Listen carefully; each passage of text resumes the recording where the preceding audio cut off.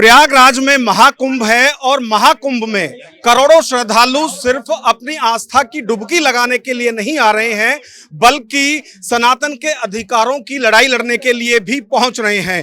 सनातन board गठन के लिए आवाज उठाई जा रही है।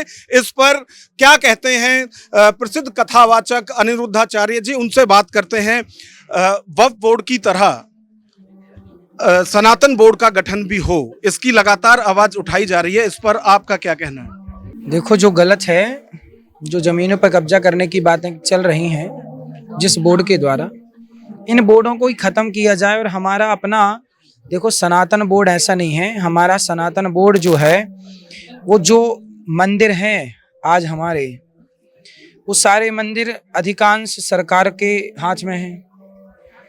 तो पहले ये विचार किया जाए कि जो सनातन बोर्ड हम जिसकी बात कर रहे हैं, उस सनातन बोर्ड का दायरा क्या होगा, क्या उसकी गतिविधि होगी, उसके भीतर क्या काम होगा, कौन काम करेगा, किसका हस्तक्षेप होगा, है ना।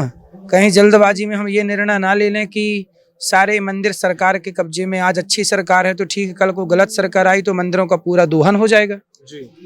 तो अभी केवल इस पे विचार किया जाए कि जो वक्फ बोर्ड है उसे जमीनों को, जो वो कह रहे हैं कि प्रयाग में भी उनका है, तो चाहे जहां वो अपना दावा ठोक देते हैं, तो इस पर लगाम लगाने की भी बात हो और इसको जितने जल्दी हो, जिसकी जमीनें उन्होंने ले रखी हैं उनको बांटा जाए। और जमीनों का कब्जा बिल्कुल गलत है। अभी जो सनातन धर्म की जो बैठक बुलाई जा रही है, जो संसद बुलाई जा रही है, उसमें यही कहा जा रहा है कि एक प्रारूप सारे धर्माचार्य जो हैं वो बैठकर तय करें। जो 27 जनवरी को अभी देवकीनंदन ठाकुर के द्वारा बुलाई जा रही है, उसमें यही कहा जा रहा है कि अध्यक्ष उसका भले ही कोई हो, लेकिन सब चीज अपने अंडर हो। अभी आप देखिए कि जितना मंदिर का पैसा आता है वो सब सरकार के अधीन है, और दूसरी जो संप्रदाय हैं उनकी अपनी बोर्ड बनी हुई है। तो ऐसे में, क्योंकि अभी सरकार भी ऐसी है, केंद्र में भी भाजपा सरकार है, उत्तर प्रदेश में भी, तो कहा जा रहा है कि सही वक्त है, यही वक्त है। बिल्कुल, यदि अच्छे निर्णय हों तो जो संत जन चाह रहे हैं उनकी जो विचारधारा है वो अच्छी ही है, और जो अच्छे निर्णय हैं वो तो संत लेंगे ही, और लेना भी चाहिए।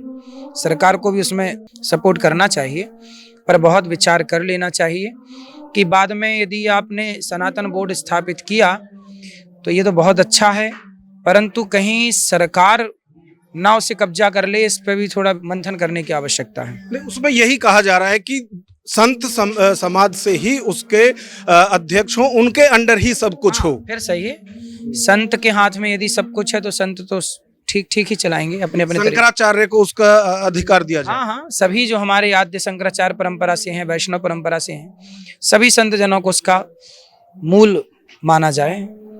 तो आप भी जाने वाले हैं धर्म संसद में? बिल्कुल, ये तो देखो, जहाँ जहाँ संतों का आवाहन होता है ये दास वहाँ जाता है। संत जन यदि आज्ञा करते हैं तो ये दास जरूर पहुँचता है। यानी सनातन बोर्ड का गठन होना चाहिए। यदि संत इसे सही मान रहे हैं तो होना चाहिए। धन्यवाद महाराज जी। तो सनातन बोर्ड का गठन होना चाहिए। जिस तरह से वक्फ बोर्ड है या दूसरे जो धर्म हैं उनकी बोर्ड है, उसी तरह से सनातन बोर्ड का गठन भी होना चाहिए, और सभी धर्माचार्य जो हैं इसका समर्थन कर रहे हैं। कैमरामैन विवेक के साथ Nagendra Bhati, news watch India, Prayagraj.